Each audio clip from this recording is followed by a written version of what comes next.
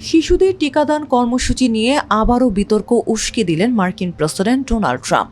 সম্প্রতি একটি নির্বাহী আদেশে স্বাক্ষর করে শিশুদের টিকার সংখ্যা কমানো এবং হাম, মামস ও রুবেলার MMR টিকা ভেঙে আলাদা 3টি শটে দেওয়ার নির্দেশিকা জারি করেছেন তিনি। ট্রাম্পের দাবি, কয়েক দশক আগে কম টিকা দেয়া হতো বলে মানুষ বেশি সুস্থ ছিল এবং অটিজমের হারও কম ছিল। যৌথভাবে MMR টিকা দেয়াকে শিশুর শরীরে পুরো 1 বোতল সোডা ঢেলে দেওয়ার মতো মারাত্মক বলেও মন্তব্য করেন তিনি। তবে এই দাবির পক্ষে কোনো বৈজ্ঞানিক প্রমাণ দিতে পারেননি তিনি।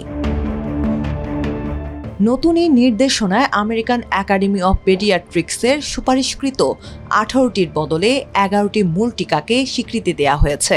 ট্রাম্প প্রশাসনের স্বাস্থ্য সচিব রবার্ট এফ কেনেডি জুনিয়র এটিকে অভিভাবকদের পছন্দের স্বাধীনতা বললেও এই পদক্ষেপে ক্ষোভ প্রকাশ করেছেন স্বাস্থ্য বিশেষজ্ঞরা।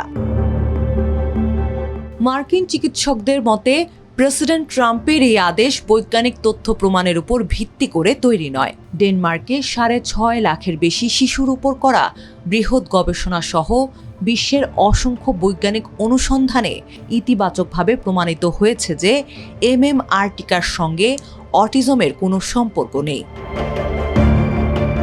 US centre for disease control and prevention জানিয়েছে, কম্বাইন্ড MMR টিকা ভেঙে 3টি আলাদা শটে দিলে শিশুদের অতিরিক্ত কোনো উপকার হয় না, বরং পৃথকভাবে টিকা দিলে 2টি ডোজের মধ্যবর্তী সময়ে শিশুদের মারাত্মক রোগে আক্রান্ত হওয়ার ঝুঁকি অনেক বেড়ে যায়।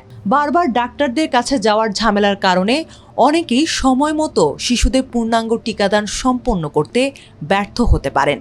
AAPর প্রেসিডেন্ট ডক্টর অ্যান্ড্রু রেসিন এবং সিনেটর ডক্টর বিল ক্যাসিডি এই সিদ্ধান্তকে ভুল ও বিপজ্জনক বলে সতর্ক করেছেন। তাদের মতে, অটিজমের সাথে কাল্পনিক সম্পর্কের ভুয়া ধারণায় বিভ্রান্ত হয়ে অভিভাবকরা টিকা দেয়া বন্ধ করলে হামের মতো প্রতিরোধকযোগ্য কিন্তু মারাত্মক রোগগুলো পুনরায় মহামারীর আকার ধারণ করতে পারে। উল্লেখ্য, যুক্তরাষ্ট্রের স্কুলে ভর্তির নিয়মকানুন নির্ধারণ করে রাজ্য সরকারগুলো। তাই ট্রাম্পের এই নির্বাহী আদেশটি বাধ্যতামূলক কোনো আইন নয়, বরং একটি কেন্দ্রীয় পরামর্শ মাত্র।